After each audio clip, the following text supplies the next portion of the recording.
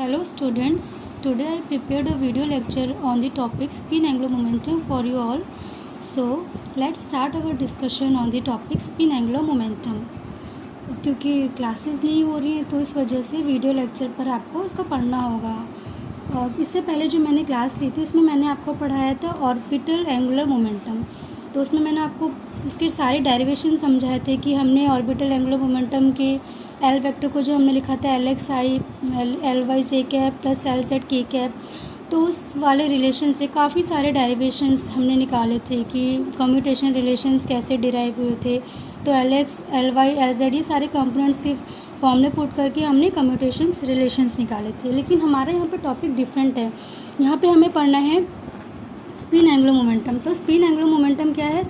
सबसे पहले आपको ये पता होना चाहिए कि स्पिन क्या होता है, क्योंकि स्पिन जो है वो एक इंट्रिंसिक क्वांटिटी है। मतलब कि जो भी पार्टिकल है आपका, उसके अंदर जो पहले से इनबिल्ट प्रॉपर्टीज़ होती हैं जिसको हम डिराइव नहीं कर सकते, उसको हम इंट्रिंसिक प्रॉपर्टी बोलते हैं। तो स्पिन आपकी क्या होती है? एक इंट्रिंसिक क्वांटिटी होती है। मतलब कि जैसे कि कोई भी पार्टिकल है तो वो क्या उसके अंदर कुछ मोशंस होंगे या वो रोटेट कर रहा होगा या कुछ भी कर रहा होगा, तो वो जो है उसको हम स्पिन बोलते हैं। तो यहाँ पे जो स्पिन एंगुलर मोमेंटम है वो क्या है कि कोई भी पार्टिकल अगर अपनी एक्सिस पे रोटेट कर रहा है तो जो इंटरनल एंगुलर मोमेंटम होगा उसको हम बोलेंगे स्पिन एंगुलर मोमेंटम। तो यहाँ पे जो भी हम डेरिवेशन, जो भी फॉर्मूले पढ़ेंगे या जो भी एक्सप्रेशंस पढ़ेंगे वो कैसे होंगे, वो डिराइव नहीं किया होगा, उसको हम कंपेयर करेंगे किससे? जो हमने ये पढ़ा था orbital angular momentum L vector से। तो सबसे पहले क्या है, हम लोगों ने कम्यूटेशन रिलेशन देखे ये वाले। आपने ऑर्बिटल एंगुलर मोमेंटम के रिलेशन तो पढ़े थे कि LX LY जैसे निकाला था वो कितना आया था, IH क्रॉस LZ आया था। तो वहाँ पे वो जो कम्यूटेशन रिलेशन आया था वो मैंने बहुत अच्छे से बताया था कि LX कैसे, LX की वैल्यू आपने पुट की थी, क्या लिखा था, PY इंटू Z माइनस वो वाला जो फॉर्मूला लिखा था एंगुलर ऑर्बिट मोमेंटम और पोजीशन के टर्म्स में। तो वहाँ से वो कम्यूटेशन रिलेशंस आपने तीनों के लिए डिराइव किए थे, ये तीनों के लिए, और उसके बाद यहाँ पे भी आपने जो ये किए।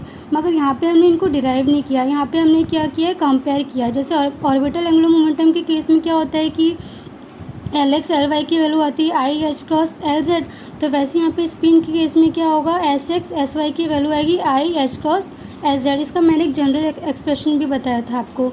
उसमें क्या बताया था कि जो भी यहाँ पे अगर यहाँ पे लिखा हुआ है कि मैंने आपको बताया था यहाँ पे आपका आता है एप्सिलॉन IJ K। तो एप्सिलॉन IJ K क्या है, लीवी सिविटा टेंसर, उसकी वैल्यूज़ होती हैं 0 1 -1। तो उसी के बेसिस पे इन तीन सब की वैल्यूज़ आती है। अगर यहाँ पे साइक्लिक ऑर्डर में है तो यहाँ पे आपका क्या आ जाएगा, नॉन ज़ीरो आएगा। और यहाँ पे इस साइड ये भी आपको डिराइव कराए थे, ये आपके क्या आए थे, 0 आए थे। तो ये सारे रिलेशंस यहाँ पे हम डिराइव नहीं करेंगे, यहाँ पे हमने कंपेयर किया। अब उसके बाद मैंने आपको ये बताया था कि आप आइगन वैल्यूज़ कैसे फाइंड करोगे। वहाँ पे L² और LZ के लिए निकाली थी आपने। तो सिमिलरली यहाँ पे हमें किसके लिए निकाली, S² और LZ के लिए। देखो यहाँ पे जो कम्यूटेशन रिलेशन आपने ऊपर पढ़ा था कि S² LZ का कम्यूटेशन रिलेशन ये क्या कर रहे हैं, 0 है, मतलब कम्यूट कर रहे हैं। तो कम्यूट कर रहे हैं इसका मतलब क्या हुआ, S² और LZ की आइगन फंक्शंस सेम होंगे और हो भी सकते, नहीं भी हो सकते। इसका भी मैंने आपको बताया था कि दो केस होते हैं। अगर आपकी आइगन वैल्यूज़ कैसी आ रही हैं, नॉन डीजनरेट है, ठीक है। दो मैंने उसमें आपको बताया था कि अगर एग्जांपल देके भी बताया था कि डीजनरेट के केस में और नॉन डीजनरेट के केस में कैसी होगी। तो इन जनरल हम ये लेके चलते हैं कि दोनों अगर दो क्वांटिटी कम्यूट कर रही हैं तो उनकी जो आइगन फंक्शन है वो सेम होंगी, ठीक है। तो यहाँ पे हमने ले लिया कि ये वाला जो स्टेट है कैट वेक्टर S, MS, ये क्या है आपका साइमल्टेनियस आइगन फंक्शन है किसका, S² का और SZ का। और ये आपकी आइगन वैल्यूज़ है S+1 H क्रॉस स्क्वायर और MS H क्रॉस। ये आपने वहाँ पे डिराइव भी की थी, मगर हम यहाँ पे कंपेयर करके लेके चलेंगे। तो अब आप आइगन वैल्यू इक्वेशन ईजिली लिख सकते हो। यहाँ पे आपने ऑपरेटर लिखा, यहाँ पे आपने आइगन फंक्शन लिखा, यहाँ पे आपने आइगन वैल्यू लिखी और यहाँ पे आइगन फंक्शन लिखा, ये S² के लिए, ये SZ के लिए। उसके बाद ये क्या है, आपके ऑपरेटर्स हैं, इनको अभी हमने नाम नहीं दिया है क्योंकि वहाँ पे हमने चेक किया था कि जैसे L+ और L- के लिए निकाला था, तो यहाँ पे भी हमने डिफ़ाइन किया कि S+ को हमने लिख दिया SX + ISY और S- को लिख दिया SX - ISY, ठीक है। ये डिफ़ाइन किए दो ऑपरेटर्स को, क्योंकि हमें पता है L+ आपका क्या था, रेजिंग ऑपरेटर, और L- क्या था, लोअरिंग ऑपरेटर। तो सिर्फ वैसे ही कंपेयर करके देखेंगे S+ हमारा क्या है, रेजिंग ऑपरेटर, और S- क्या हो जाएगा आपका लोअरिंग ऑपरेटर। तो हम क्या करेंगे, क्योंकि हमें पता है ये रेजिंग ऑपरेटर मतलब क्या होता है कि वो स्टेट को इंक्रीज़ करता है कितने टाइम्स यूनिटी, ठीक है। मतलब एक स्टेट अगर आपका कोई भी पार्टिकल ग्राउंड स्टेट पे है तो वो अगर ऑपरेट करेगा किससे, रेजिंग ऑपरेटर से, तो वो किस में एक स्टेट ऊपर चला जाएगा, और रेजिंग में क्या होता है एक स्टेट नीचे जाता है। तो वैसे ही यहाँ पर है। फिर हमने यहाँ पे इसकी एक्शन इक्वेशन लिख ली इसी के हिसाब से, एस प्लस की ये तो आपका स्टेट यहाँ पे इंक्रीज़ हो रहा है +1, और एस माइनस के केस में यहाँ पे ms -1, और ये आप कंपेयर करोगे किससे, l प्लस और l माइनस से। तो फिर similarly S X S Y भी लिख सकते हो आप। कहाँ से लिखोगे, यहाँ से आप निकालोगे। एस एक्स के लिए क्या करोगे, इन दोनों इक्वेशन को ऐड कर दोगे तो आपकी एस एक्स की वैल्यू आ जाएगी, ठीक है। और एस वाई के लिए क्या करोगे, आप दोनों इक्वेशन को माइनस करोगे तो आपकी ये वाली इक्वेशन आ जाएगी। देखो पहली वाली स्टेट है और ये सेकेंड स्टेट है। हाँ, अब क्या करना है हमें, अब आपको मैंने ये तो आपकी S X S Y S square S Z सबकी इक्वेशन लिख ली। आप क्या कर सकते हो, आप मैट्रिक्स निकाल सकते हो, क्योंकि हम ये जो निकाल रहे थे वो इसीलिए निकाल रहे थे कि हम एस स्क्वायर एस जेड इन सब की मैट्रिक्स लिख सकें। और ये तो सिर्फ यही है जो मैंने आपको वहाँ बताया था कि एस वेक्टर क्या होता है, S X I cap plus S Y Z cap plus S Z की कैप, तो एस स्क्वायर मैग्नीट्यूड आपका ये होगा। ये तो आपका मैथमेटिक्स में आपने पढ़ा है, वही चीज़ है। उसके बाद क्या किया हमने, इसका एक्सपेक्टेशन ले लिया है। और ऑर्बिटल एंगुलर मोमेंटम अगर देखेंगे तो क्या होता है, इन दोनों का बिल्कुल सेम होता है, इसलिए हम ले लेते हैं कि ये दोनों कैसे होंगी, इनकी एक्सपेक्टेशन वैल्यू सेम होगी। तो यहाँ से जब पुट करोगे आप तो ये वाली इसकी वैल्यू आ जाएगी। यहाँ से हमने क्या निकाल लिया, expectation value of S X square निकाल लिया और expectation value of S Y square निकाल लिया। अब क्योंकि हमें मैट्रिक्स निकालनी है तो मैट्रिक्स एलिमेंट हम देखेंगे। आपको मैंने ये बताया था कि मैट्रिक्स एलिमेंट ऐसे लिखा जाता है। तो हम किसके लिए निकाल रहे हैं, पहले मैट्रिक्स निकालेंगे एस स्क्वायर के लिए।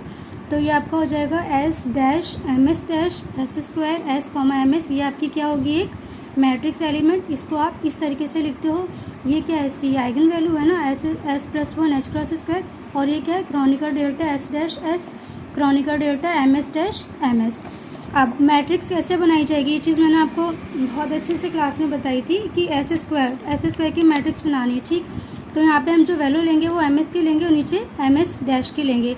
तो मैट्रिक्स, ये जो मैट्रिक्स एलिमेंट के एलिमेंट्स जो मैट्रिक्स आपने बनाई उसके एलिमेंट्स नॉन ज़ीरो कहाँ पर होंगे, आप देखोगे ना इस वाले से, जो मैट्रिक्स एलिमेंट आपका लिखा हुआ है ये मैट्रिक्स एलिमेंट नॉन ज़ीरो कहाँ पे होंगे, जहाँ पे इसकी वैल्यू क्या होगी 1 और इसकी वैल्यू 1 होगी। तो आप चेक करोगे जहाँ पे एस डैश, क्योंकि यहाँ पे एस का तो कोई रोल ही नहीं है तो एम एस डैश चेक करेंगे। जहाँ पे एम एस और एम एस डैश इक्वल होंगे वहाँ पे आपकी मैट्रिक्स एलिमेंट नॉन ज़ीरो होगी और बाकी जगह पर ज़ीरो होगी। आप देख सकते हो यहाँ पे क्या है, हाफ दोनों है। तो और कितनी होगी वो इससे निकालते हैं, S plus 1 H cross S की वैल्यू हमेशा यहाँ पे हाफ लेके चलेंगे, हाफ पार्टिकल इलेक्ट्रॉन की बात कर रहे हैं, ठीक। वैसे यहाँ पे आप पुट कर दोगे, यहाँ पे भी आ जाएगा -3/4 एच क्रॉस स्क्वायर, ठीक है। तो आपने ये मैट्रिक्स निकालिया किसका, एस स्क्वायर का। तो ये आपका जो हो गया, देखो यहाँ देखो एस की वैल्यू हाफ है तो एम एस की वैल्यू आपको पता है प्लस माइनस हाफ होती है। लेकिन यहाँ पे क्योंकि हम एम एस से यहाँ पे जो आइगन वैल्यू वो एस पे डिपेंड करी तो मैट्रिक्स आपकी यही रहेगी। हमें यहाँ पे केवल एस लेके चलना है। ये आपका मैट्रिक्स फॉर्म है, इसको आपको लर्न करोगे अच्छे से। 3/4 एच क्रॉस स्क्वायर 1 0 0 1, ये मैट्रिक्स किसका हो गया, एस स्क्वायर का। अब मैट्रिक्स एलिमेंट एस जेड का देखोगे, ये क्या आपकी मैट्रिक्स एलिमेंट है ना, S dash M S dash S Z S M S, ये आपकी मैट्रिक्स एलिमेंट है। ये आपकी आइगन वैल्यू है M S H cross Chronicle data S dash S Chronicle data M S dash M S, ठीक। तो आइगन वैल्यू यहाँ पे क्या होगी, एम एच क्रॉस। तो आपको मैट्रिक्स निकालनी है किसकी, एस जेड की।